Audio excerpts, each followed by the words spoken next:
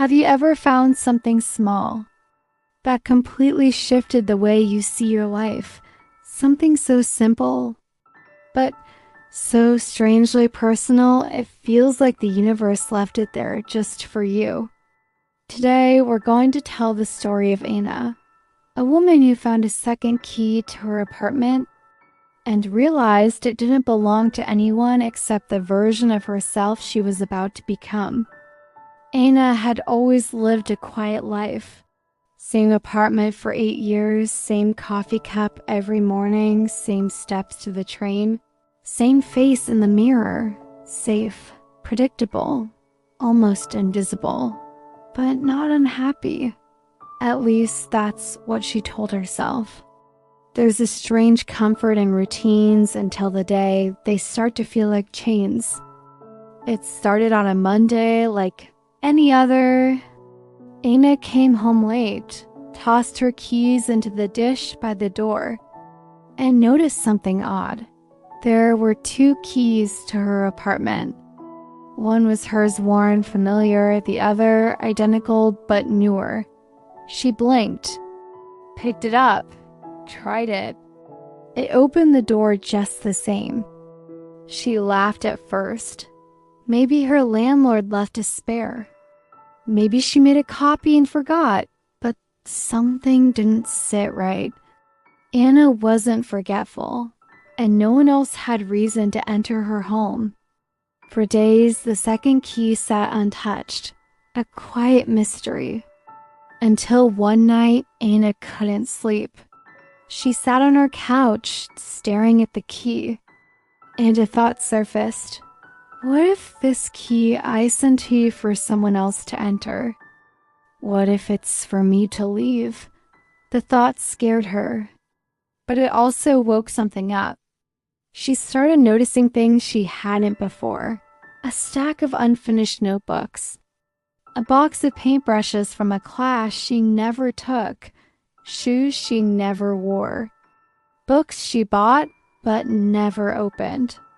And in the back of her closet, a small leather bag, still with the tag on.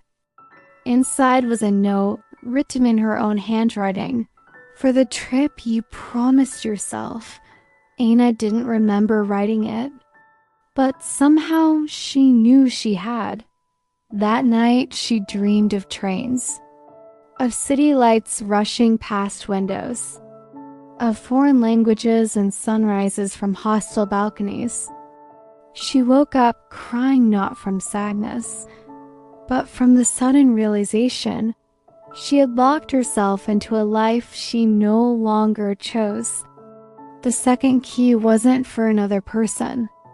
It was for another path. She started small. Breakfast in a new cafe. An art exhibit on a weekday. She called an old friend she'd lost touch with. She said no to things she didn't want, and yes to the unfamiliar. Each time she held the second key, she remembered she had options. That her life wasn't a prison, it was a hallway, and all the doors weren't locked. Weeks passed. Anna laughed more, slept better. She started writing again. Not for work, not for approval, just for herself. Then came the morning she placed her notice at work. She didn't have a job lined up. She just had a plan. 6 months, Europe, alone. Everyone thought she was having a breakdown. But Anna wasn't breaking. She was unlocking. The night before her flight, she stood at her door, keys in hand. She looked at both, the old one and the second. She left the old one in the dish, took the new one with her. And as she boarded the plane, she realized the key had never been for the apartment. It had been for her. To open the version of herself she had quietly locked away for years. Sometimes what unlocks us is not a dramatic event, but a small, strange moment that reminds us we're not stuck. If you've ever felt like you're waiting for permission, for a sign, For someone to tell you it's okay, maybe this is your second key. Maybe this is your sign. Your life is not a locked room. You don't need someone else to let you out. You were never trapped. You were just waiting to give yourself permission. Now is the time. Don't wait for a second key. You are the key. If this story touched something inside you, don't leave quietly. Leave a comment. Leave a like and subscribe to my Vessel of Light and let us know you're here.